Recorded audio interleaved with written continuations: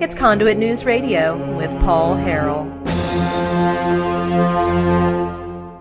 It's on the phone line as we're running out of time this hour. We have Congressman Rick Crawford on the phone. Rick, thanks for coming back on, sir.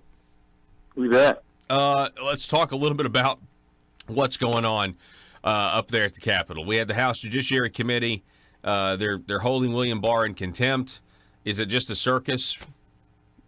Oh, it's a circus, and it's they're just doing this for effect. They know that obviously that the Attorney General is following the law. This is primarily a committee of attorneys, and yet they're not. You know, they must have been absent today. They taught law at law school because he's following the law, and they're holding him in contempt for it. You can't have grand jury testimony be made public. I mean, it's so Correct. one-sided. The prosecutor's just trying to present their best case. And it just seems I had this idea, and you can correct me if I'm wrong, but I kind of think that maybe you have William Barr that they're trying to discredit, so that if there are charges that come against former Obama administration officials, they've now they can just say, well, this is a banana republic and Trump's going after his political enemies. What are your thoughts on that? Well, there's definitely some merit to that thought. I think that what they're preparing for is the fact that they've got an attorney general now who's expressed a willingness to actually try to get to the bottom of this whole Russia collusion thing. Because the truth is, there was Russia collusion. It just wasn't with the Trump team. It was with the Hillary Clinton team and the DNC. And so now there's somebody in a position to actually investigate and bring these facts out. And we've already got evidence that shows that. The dossier was commissioned by the Clinton campaign, paid for by the Hillary Clinton campaign. So when she goes on TV and she has the temerity to say that the election was stolen from her, it's not just sad and funny and all those other. It's really it's laughable that she would say that. But given the fact that she made the statement that it's not appropriate for a president to challenge the outcome of the election, for a candidate to challenge the outcome of the election when everybody was of a mind that she was going to win, then nobody would challenge it.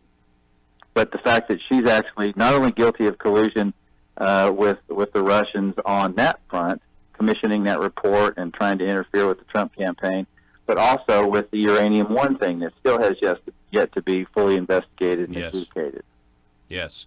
Former Arkansas Governor Mike Huckabee was subbing in on Fox News channel for Laura Ingraham, and they had a guy by the name of Joe DeGeneva on who said that the FBI hired 4 independent contractors to spy on Americans 4 years before the presidential election. Do you know anything about that, Rick? Well, apparently Comey has copped to that they routinely place investigators in close proximity to campaigns. Really, that's news to me, and it's not appropriate. I didn't realize we had the FBI now monitoring federal election campaigns, presidential campaigns. But apparently Comey said something to that effect, and I think the best action Comey could take at this point in time is to stay off TV and find him a really good lawyer. Yes. And I think that kind of goes back to the William Barr speculation of, you got to, if you promote Comey on all these networks, then if something happens to him with charges, the networks can then say, again, this is a banana republic and Comey's a Boy Scout. We're talking with Congressman Rick Crawford.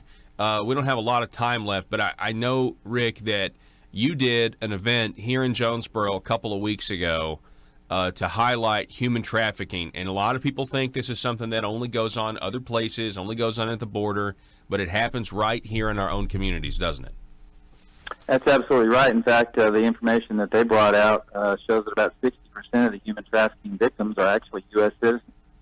And we don't think about it. We think it's basically these people coming up from, the Northern Triangle and Mexico, places like that are being trafficked. And they are. They are being grossly abused and misused. But the fact is that the bulk of the human trafficking that takes place here at home is 60% of it are United States citizens.